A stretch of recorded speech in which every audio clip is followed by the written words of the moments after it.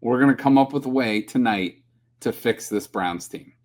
And I'm going to throw out some practical ideas. I'm going to throw out some ridiculous ideas, but I want to know your guys' ideas. And I don't want it to be just draft a quarterback. Give me a quarterback's name. I don't want it to be draft a wide receiver.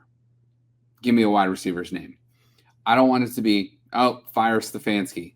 Give me a new head coach's name. I don't want it to be fire Barry. Give me your new GM's name. So give me, if it's scouting, give me a name. If it's a head coach, give me a name. If it's a GM, give me a name. If it's certain players, give me a name. If you want somebody traded, give me a name. So that's the format I'm going to go with today.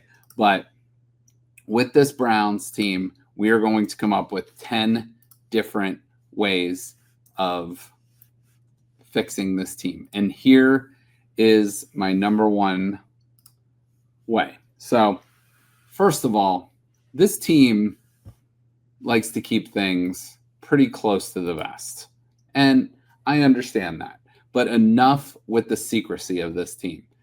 Like Kevin Stefanski, Andrew Barry go up and they give you a nothing burger every time they go to the podium. So enough with the secrecy. Give me some transparency. Transparency matters. The constant mystery isn't leadership. It's confusion. The fans are confused. The media is confused. No one knows what's going on. And frankly, I'm sure a lot of the players in this locker room are confused as hell with what the direction of this team is. And, the fans, the media, the players, they deserve honesty about the direction. We don't need your game plan. We don't need your trick plays. We don't need who you're drafting, but we need a vision. So that is my first way to fix this team. Stop acting like the entire vision is classified. And I'm going to bring Greg on. I see Greg just jumped. Hey. So, Greg, I just went on probably a 5-minute, not a pretty clean rant, but about a 5-minute rant on just how much it sucks to be a Browns fan. But I'm going to go over my 10 ways of how to fix the Browns. And I don't know if you heard the first one, but basically give me a little bit of transparency. Like, tell me what the plan is. And like I said, it doesn't have to be X's and O details. It doesn't have to be your game plan. It doesn't have to be any of that, but let me know what the hell is going on with this team. What's your thoughts on that? Because I always say, if you hear Stefanski talk, if you hear Andrew Barry talk, they don't say anything. Yep. And I get that there's some gamesmanship to that, but give the fans, give the team, give the media a little bit of vision where we think this is going. Because truthfully, I don't know if they know, but give us something. What do you think about that? I completely agree. Just give us something real other than the bullshit company line that, seems to be what they deliver every week. I was thinking about this earlier and we obviously we talk Buckeyes in the more enjoyable show that we do, and look at the transparency that you get every week from Ryan Day and what he talks about in the specifics. You're talking about a football team that's number one in the country right now, national championship contender, and he's talking about little details that that the team needs to get better at doing. Yep. And things that won't cut it in. It won't cut it against Michigan. Won't cut it in the in the playoffs. And then you listen to a Stefanski press conference and it's all bullshit. He doesn't really give you anything. He doesn't talk about, he doesn't talk about specific things that went wrong. And it is beyond maddening. Mm-hmm. And like you said, we don't need or deserve to hear everything, but we deserve to hear something. And we're getting nothing. We're getting nothing out of this organization. No, it doesn't seem like really any accountability either, other than general, it's on, I'll take responsibility. But it's let's get a little bit more specific. It's just, awful. And that's one of their mantras they go by is accountability. But it's You know, you can talk the talk, but can you walk the walk? And they're certainly not doing that. So, all right, that's number one. Let's go to number two here. And these are just mine. So, like, feel free to ad lib or change any of these or add in your own. But why are we doing a soft rebuild? We've talked about this a while. It's like, we saw the Jets last week. The Jets are doing a full tear down. They're accumulating assets. They just traded their best corner, their best defensive tackle, some other players. But like we're like signing. I get you want Myles Garrett around. I get that. He's a generational player, but you're not going anywhere. You haven't gone anywhere with him. Now your roster isn't as good. You still don't have a quarterback. What is the vision? So I don't like this half-assing, middling. Either try to win or do a complete reset, because you had David Njoku. He's in the last year of his contract. You have Denzel Ward, who's considered a top 5 corner in this league. You have Myles Garrett, who's probably considered a top 3 player in this league. And you could go out and accumulate and rebuild so much faster. And I get draft picks don't equal a guarantee. I totally understand that. But you're not going anywhere with the guys you got. And you're locked down with these long-term contracts as well, that are hamstringing the franchise anyway. So it's like, why not just suck for a year or two, accumulate as many young draft assets as you can, and then kind of rehab that salary cap, get a bunch of young guys in the building, maybe with a better mindset that aren't used to losing, and fix it that way. That's just another strategy I have. Your thoughts on that? Yeah. I mean, we talked about last week, like how kind of shocking it was that we didn't trade anybody at the deadline. And I'm with you. You can't be half pregnant. So it's like, I understand, like, like you said, Garrett, trading Garrett is obviously going to be unpopular to certain folks that maybe, aren't seeing the big picture, and sad for those who aren't. But, at this point, you're right. I mean, we have reached the point where, and I think it has, I don't know. I feel like this is as low as it's been in a long time. Yeah. Because just, this is an organizational failure that extends way beyond the players on the field. So you're talking about really starting from the top down, like cleaning house, rebuilding. We've done it so many times. How do you sell that it's going to work this time? But I can tell you right now, it's like, it ain't working with what we got. So I think that's your sell. It's like, look, this is a failure. We need to start over. But with that, it is you kind of you really gotta clean house and start fresh. And it'll take a while, but as we see, if you get the quarterback in place and you get a few good pieces, it can go quicker than, it can turn around quicker than maybe it originally seems. I mean, the NFL is built for parity. Yeah. Schedules typically, I know this year didn't really work out, but like, the schedule should be in our favor. Obviously getting earlier draft picks will be in our favor. The league, makes parity a priority. So,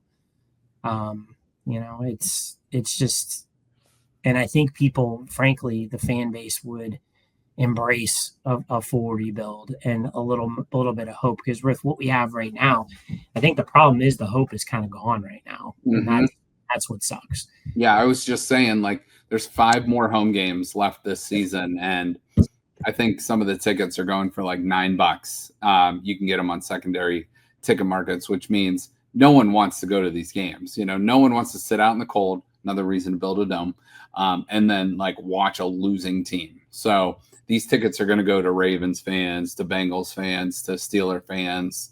I'm guessing probably not many Titans fans. That might be the lowest attendance game of the year, but there might, at the end of the day, Browns fans have been through a lot, and they are accustomed to losing, but that doesn't mean we should have to put up with all this shit year in and year out. It's like you said, this league is set up for parity. And I saw someone out there, I don't know who it was, but said the Browns are like a statistical anomaly with how bad they have been. And thank God Paul DePodesta's gone. He's GM of the Rockies now or whatever. But like, good riddance. So play your young as they guy. did in Moneyball, like whatever that Jonah Hill, yeah, exactly. Played Paul, Get the hell out of here! Don't let the door. I don't even know if Yeah. he made it to Cleveland in his whole time. So, so we'll see there. But anyway, let's move on to number 3. So here's number 3: an actual organizational plan. Get a new coaching staff, a new GM, new voices in the locker room. We need. I hate this phrase, but it's very true. A leader of men, or a CEO type coach. So like, I'm talking like, and there's not many Mike Tomlins out there walking through the door, or Mike Vrabels, but who was in your building, ironically, last year. But Kevin Stefanski, who I do really like. I really like him. He's a 2-time coach of the year. He got the Browns to the freaking playoffs twice, which is a miracle. But I think his voice is kind of being toned out by, like you can see like I don't think when he gets all like rah and all that shit, like I don't know if the players necessarily believe it or buy in. I think he's a great offensive mind. I think he's a really good coach, but I think in this current climate, in this current situation, he is not the best guy for this franchise. And I think it's time to move on. And I would say the same thing with Andrew Barry.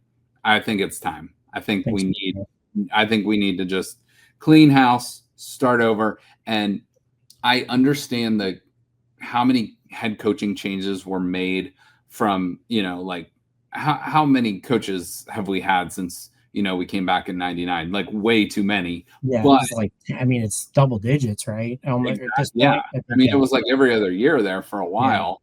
But he's brought consistency, but he's not getting the job done. Like he's now going to have 4 out of his 6 years are going to be losing years. 2 good years in there, but that 2 good years out of 6, I don't know. Like, is that good enough? And like when it's bad, it's real bad. So yeah, that's the thing. It's not the good years were what they were, but it's the bad is so bad and so pathetic, and the way that we just find ways to lose games.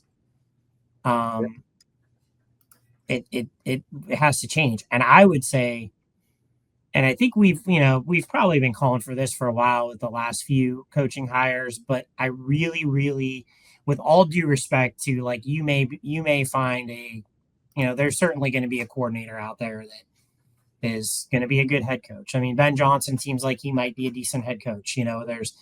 There are plenty of the Mike McDonald from Seattle is doing a great job. Yep.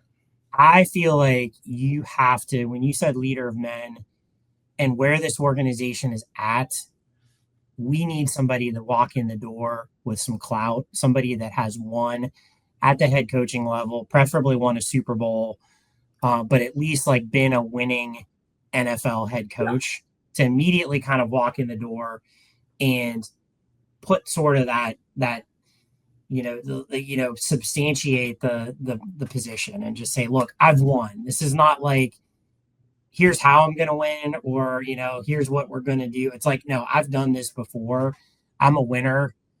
Like, look at Vrabel. Like, look at these guys that they know how to win. I know John Gruden's name it's thrown around a lot. He's going to get thrown around a lot of openings. May not necessarily be him. That'd be great. But somebody that's won, and I can't, I have to brainstorm, like, who's out there that's won. Probably not a lot right now. That there are not a lot of Super Bowl head coaches that are just out there looking for a job, but I think you got to go with experience. Mm-hmm. At the very least, not somebody that this is their first head coaching job and they have to have had some success. They got to have something to like point to.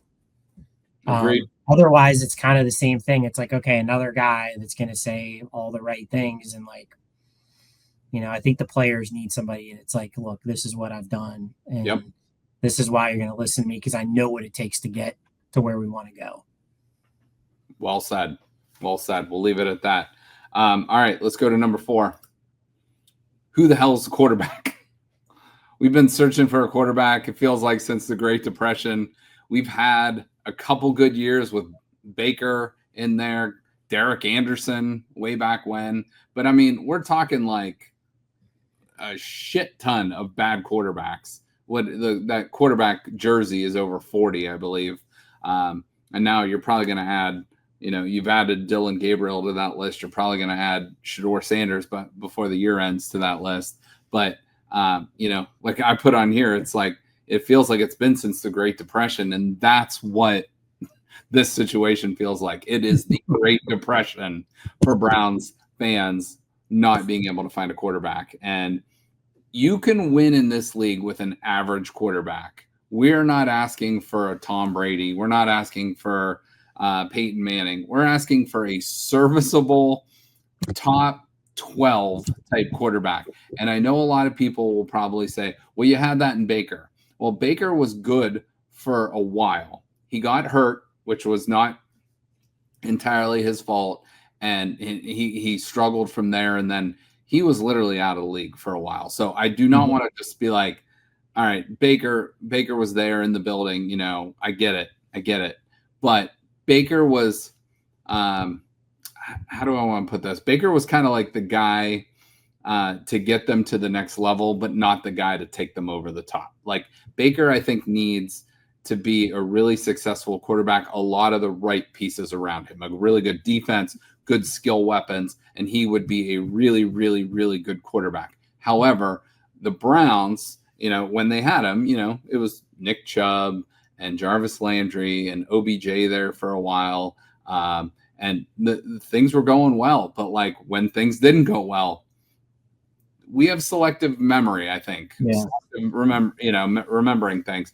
Baker was not very good towards the end. And I know what he's doing now, and he's doing a great job, and we're all happy for him. But with that said, the Browns still need to find their quarterback. Whatever your thoughts are on Deshaun Watson or Baker Mayfield or Dylan Gabriel or Shedeur Sanders or Joe Flacco or whoever, those guys aren't probably the answer. You got to figure out who is your quarterback going forward. And maybe it is Shedeur. Who knows? You got to give him a shot until like give it, I wouldn't put money on that, but it could be, but the Browns got to find their quarterback. What's your thoughts on that?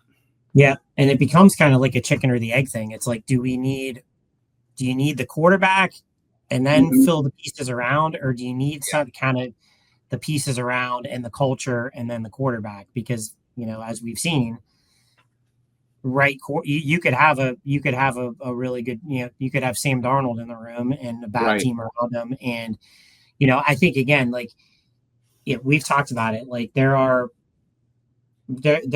elite quarterbacks. Like if you had Patrick Mahomes or Josh Allen in the door, on our team, like they would make something out of very little. Now, would they be, would Josh Allen be as good as he is on the Bills for the Browns? No, but he would be damn good and he would make the most out of what he had. Right. And then there are guys that are just like which unfortunately I think Dylan Gabriel is one of those where I'm not sure what you put around him. I'm not sure he's going to be an elite quarterback. And then you have this middle ground of guys that can go either way. Yep. Your Mac Joneses, your Sam Darnold, your Baker Mayfields, where in a really good situation, they can be a really good quarterback. In a really bad situation, they are not going to be a good quarterback. So I guess I'm kind of answering my own question. If we're going to, I think you need to put some pieces in place to give whoever you put in at quarterback the opportunity to succeed, unless you can somehow get somebody that's generational and then, kind of build around that. But that is so few and far between. Yeah. Yeah. So what do you think then? So you think go get the quarterback, or do you build the team as strong as you can and then find your quarterback later? Or I hope think you get lucky in free agency or something. Yeah, I think you go. I mean, if I was king for a day, I think you go. We're going to have some really good draft picks here. So if you have an opportunity to get this class that looked great doesn't look so great anymore, and I'm not really sold on any quarterback right now. But if a new regime comes in and sees something in one of these guys, and we think this guy could be the guy, I think you draft him. Mm-hmm. But I think you absolutely, unlike what we really did this year. I mean, Flacco, I don't know. I mean, I guess when we had Flacco and Pickett, you kind of saw that this could happen, but clearly we abandoned that. I think you bring a free agent. I think you truly, unless something miraculous happens and we like nail a bunch of draft picks and sign some marquee free agents and really feel like we have a great team around us, then I think you go free agent quarterback and you really do sit down the rookie for a while, not only to grow, but also to build something with what we have. So when you put that quarterback in, eventually that he's coming into a good situation, he's not coming in to fail. So I think you go get a Mac Jones or somebody like at that kind of mid-level to be your starter next year to kind of shepherd you through this little transitional period. If you have a guy and you feel like that's the guy, draft him. If not, punt on the draft and come back. I mean, an elite quarterback doesn't have to be taken in the first round. It doesn't have to be, you don't have to have a top 5 pick to get a great quarterback. If it's not there, don't force it. So, again, but I think I would think we would want kind of a veteran quarterback in, as a starter going into next season. Yeah. With some picks and some pieces around it. But okay. I think that's I like that answer too, based on if the Browns are picking 1 or 2 and they like either Mendoza or maybe the kid from Oregon, and they're sold on those guys, maybe you take one of those. But other than that, if you don't love a guy in the top 2, like you said, you have to build your team the best you can and then go from there. Yeah. All right, so let's go to number 5. So I'll put this up in a minute, but the offensive line. It's basically been offensive. Winning starts up front, rebuild the O-line, draft offensive linemen high. Don't just draft projects. Like, go get some stud O-linemen. The kid from Utah, the kid from Miami, somebody like that. But Tonio and Conklin are basically done. DeJuan Jones is always hurt. He would be awesome if he would stay healthy. But Wyatt Teller is good, especially in the run game, but he's not great in the pass game.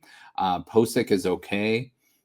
We don't really have a good offensive line right now. We don't have depth, and we won't be successful until we improve. That's kind of my overall thoughts on that. And your thoughts on the offensive line, which and honestly, like for a team that, I know we were decent in the draft this year, but for a team that's generally sucked at drafting, taking an offensive line early or taking an offensive lineman early is a pretty, call it, safe draft pick. I mean, I think of all the positions, and I mean, again, unless their name's Jed Wills. Yeah, there's Tony Mandarich and all that way back, but like generally, I think the bust percentage on O-line is I think is as low as any position. Yep. You can't help injuries, but yeah, it's like get in.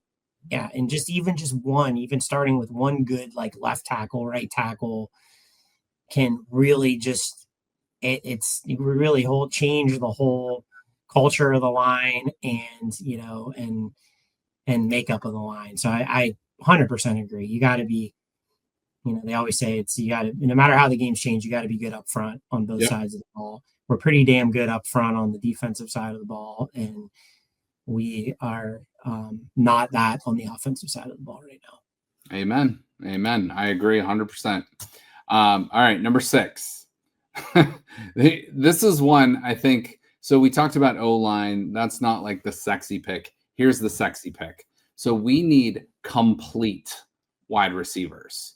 Jerry Jeudy is not a complete wide receiver. Remember Anthony Schwartz? We drafted him in the 3rd round. Yeah. He was like the fastest guy in the draft, but there was a problem. He couldn't catch the ball. One defense. Which actually kind of led to Baker Mayfield's injury on that one interceptions, ironically, against the Houston Texans, which I love CJ Stroud, but F the Texans. Besides that, Cedric Tillman is really good. He's big, but he's not super fast. And he also drops the ball a lot. Remember David Bell? I think he's still in the roster. He's not fast. He can't stay healthy, but he can catch. So we have a lot of guys that can do a lot of different things, but they can't do everything.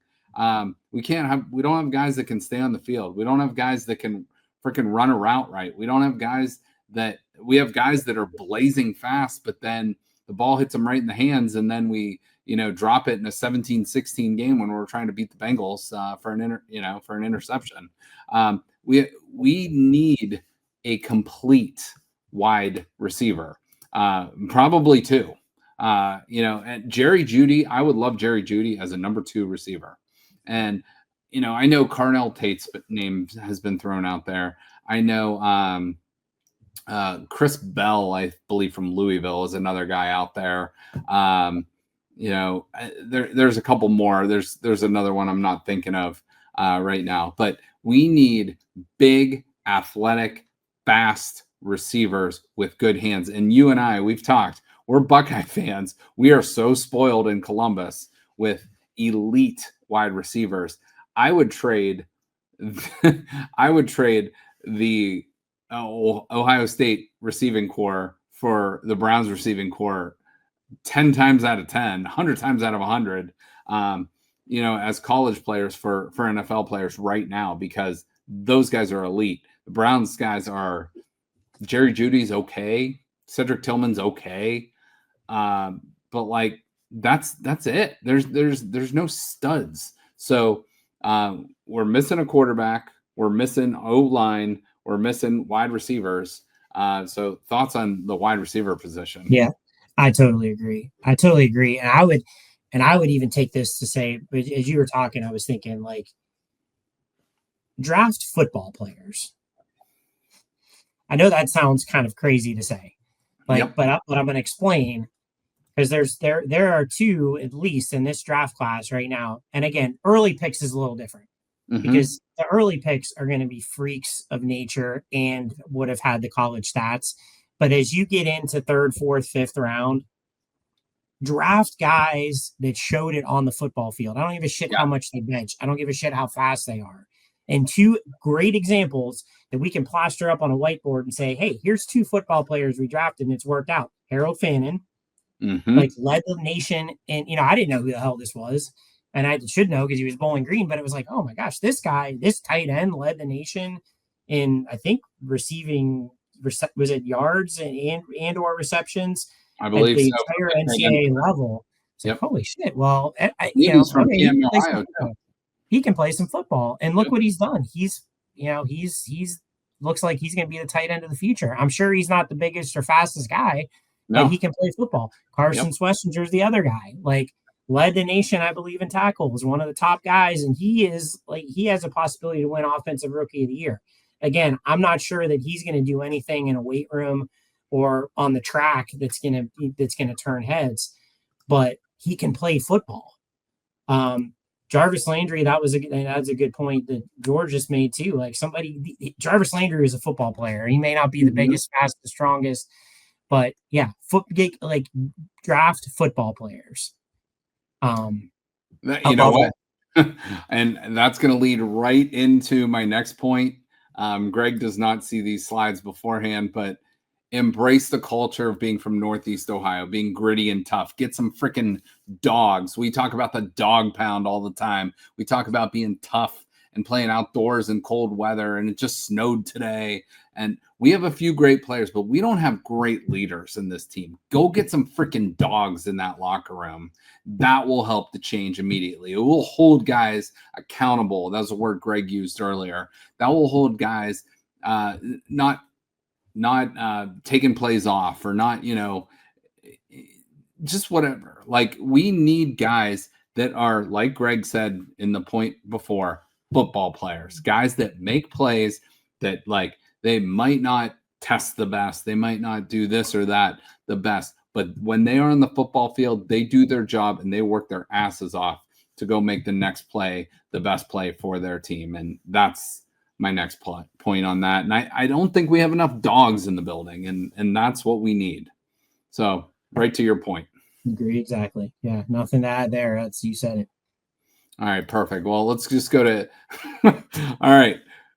So the last 3 points are a little bit ridiculous. So point 8 leads into a little less ridiculousness. So real quick, let me just review. So let me just review go through our so transparency, right?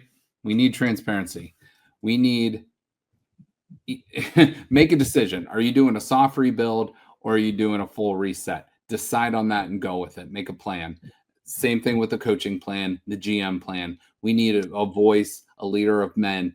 Get some freaking get some people in your building that know what the hell they're doing.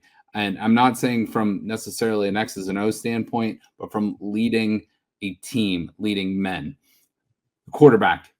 that is outside of that might just be priority number 1 right there. Quarterback. Offensive line, you got to figure that shit out or you're never going to be successful. Quarterback doesn't have time. Wide receiver, everything is cohesive in the NFL, especially on offense.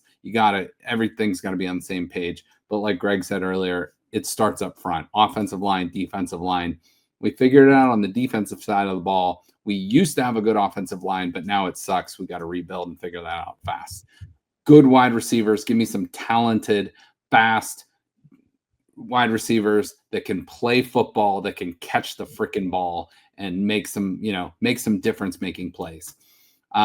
Embrace the culture, get some dogs out there. Now, let's go to the last 3 points, which are a little bit more ridiculous, but stop with all the analytics. Data is cool, but like goes back to Greg's point, get some people that are football guys in there too. Greg is a very smart person. I'm not quite as smart as Greg, but I'm a pretty smart person too. We are not as smart as Harvard educated, Andrew Berry. But you know what? I bet you we could pick just as great of football players as he could. I bet you 9 times out of 10, we could pick better football players than Paul D. Podesta. Maybe not on the baseball side, but on the football side, hell yes. But I don't mind the analytics, but it's like marrying the two, like getting a cohesion of analytics guy, football guy, figure out what works. And if it's a tie, I go with the football guy. That's just my opinion. So thoughts on that? Yeah, 100%. And I mean, the whole Moneyball idea, not to get like too deep on this, but like, it's really centered around like, it worked in baseball. Like it's about kind of filling those gaps with guys that might be like, and that was like, I love the movie Moneyball. It's been talked about a lot. They completely glaze over all the talent that was already on that Oakland A's team. A good team. And they focus on like Scott Hatterberg and guys like that were good acquisitions, but they were like pieces. So and they were operating in a non-salary cap world too, where you had to do that. Football is completely different. It's like you have a salary cap. Everybody's kind of on an equal playing field. Yes, you're still trying to find good value in guys that are gonna, that maybe you could pay a little bit less and give you a lot. But it's really, to me, it is way more about talent evaluation than finding some kind of big time sleeper.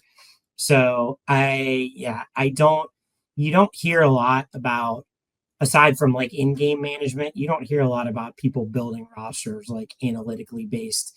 I know they do it, but yeah, it's just a good old fashioned, like we need good football players across the board at every position.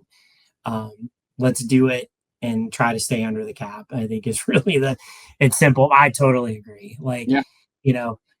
again, there's smart people do great things in this world. Like some of the best people that I've worked with in my career have not been, not maybe had the greatest GPA in college or gone to the greatest school, but they work their ass off and they know what they're doing and they're easy to work with. And some of the smartest, like best resumes I've seen, or some, in some cases have been not good. So I like, yeah, just this whole idea of, I think there's a little bit of arrogance there. That just like, well, I'm a Harvard, I'm a high IQ Harvard guy, so I could I could do the football thing. I could do whatever I want. I could go be an investor. I could do whatever I want, but I could also go build a Super Bowl winning football team. Maybe not. Yeah. Yeah. Maybe, maybe not. So that brings me to our last 2 points, and they're going to get a little ridiculous here. But the last one is an exorcism completely of this franchise. This franchise is obviously cursed. I think moving the team, this is just my opinion, I think moving the team out of the city into a suburban location is actually a great idea. I love the fact that we're moving to Brook Park. I know some people hate it. I know ticket prices are going to be higher. I know it's not downtown, which a lot of people hate. But in my opinion, I think this will be great. You know where the new Brown Stadium is built? It's on top of the old one, which didn't go so well there either for since 1964. So I actually think this is a great idea. Move them out of the city. It's like 12 or 14 miles away. It's not like you're moving to a different state or even like Akron or something like that. You're literally moving the team 12 miles away, and I think this is a great thing. I know it's like 4 years away, but this will be a good thing for the team. Yep. It's like it's a rebrand. Yeah, because I mean, I know it's like the curse thing is like, it seems maybe on the surface ridiculous, but it is like we watch week in and week out, year in and year out, how this team finds ways to lose games. Yep. And they do it they don't discriminate. They find a way to lose it. Any way you can lose a football game, Yeah. they lose a football game. And then when you think that there are no more ways to lose a football game, they give up a kickoff return and a punt return on back-to-back touches and jump off sides on the most obvious they're not snapping the ball situation maybe you could ever see. Yeah. And it's like, we'll add that one to the list. So Yeah. we talked about it kind of maybe mirroring the Jacobs Field, Indians 94. Yep. And I'm all in on that idea of just like new beginning. I think it's the best thing this team can have. And hopefully leading into that season, the Browns are back to being playing some real competitive football. All right. And the final one is the most ridiculous one of them all, but bring back the elf, not the logo, an actual elf, a woodland creature with magical powers who might be able to figure out how the hell to fix this franchise that we can't. So, I came up with, 8 decent ideas. The 9th one's a little bit of already in the works, but number 10, this is our Hail Mary here. Go find an actual real freaking elf. Hopefully that thing can get the job done. Anything. Yep. Like I admittedly I thought, because I don't see these slides, I thought you were gonna say hire Kevin Costner as your GM, which I actually would be all for. Why not? I mean, if you brought that elf in, the elf might hire Kevin Costner. Ask Jimmy Haslam to just write his checks, make his money, and stay out of the football business. Bring in John Gruden, and you got a whole fun organization. Part of this too that's frustrating with the Browns is the NFL and sports in general. What are they there for? They're there for a distraction from real life. They are there for entertainment. And the worst thing I think a sports team can do to you is be non-entertaining. They can make you miserable, and they can almost bring you make other people feel like empathy for you, because it's just a miserable situation where you're giving up 3 hours on a Sunday. Maybe if you're going to a game, you're giving up, depending how long it takes to you to drive there, 4, 5, 6, 7, 8 hours, a whole day. And it's just these fans deserve better. You and I deserve better from an NFL perspective. We're very spoiled on Saturdays, and we are very impoverished on on Sundays. And it's the dichotomy of the Buckeyes and the Browns could not be any different. Like, it is wild. But yeah, like, the Cleveland fans deserve better. And they are long suffering fans. And when I see these most tortured fan base lists and the Browns aren't even on it, I'm like, what like, do you people watch sports? Do you understand how this works? Like, I've seen like the Buffalo Bills on there. I'm like, okay, yeah, Buffalo lost in 4 AFC championship games. I get that. Buffalo's been competitive pretty much over the last 30 years, so they've had some down years, up and down, but like, they are pretty much a really, really good football team. But I don't know, when I see stuff like that, it like makes me laugh. But whatever needs done, we got to fix it for the fans. So and Browns fans, it's almost like it's almost like I gotta be careful how I word this, because it's like we really are loyal to a fault as a fan base, and it's almost like can almost be in a way detrimental to, like, because it's like these fans are gonna show up no matter what. It's not like the organization's taking advantage of that necessarily, but like, yeah, they'll show up, boo, like throw the middle fingers up and stuff like that. But we're gonna be there every Sunday. If we're not there physically sitting in the cold, we're gonna be watching. And it's like, if you think about, if you were in a relationship with somebody, or a friendship or anything, if there was anybody in your life that constantly let you down at every possible situation, and even when things were looking good, they found a way to pull the rug out from under you, and like, and that just lasted for so long, like, you would be the hell out of that situation years ago. But these fans are still here, because, like, and they will never, some probably have, but very few, like, we'll never turn our back on this team. And like, also, maybe we're nuts, but it's like, it almost to the point where, like, I don't know if it would work or whatever, but like, just don't show up. Like, have no fan. Like, just be like, just like boycott a game, and just, I don't know what that'll do, but like, something to try to get the attention of what's, of the powers that be. But I can't help but to think there's like a little piece that's just like, well, fans are always going to be here, like, no matter what we do. And not that they're not trying to make things better, but maybe it takes away just a little bit of urgency. I don't know. But that's always been like bantied about. It's like, I've heard that even with the Dolans, with the Guardians. It's like, well, don't go to games because they don't spend money. It's like, yeah, but you still want to support your team. And it's like, it's just a colossal failure by so many people on so many levels, for so many years. And that's what, like, the hard part of this is.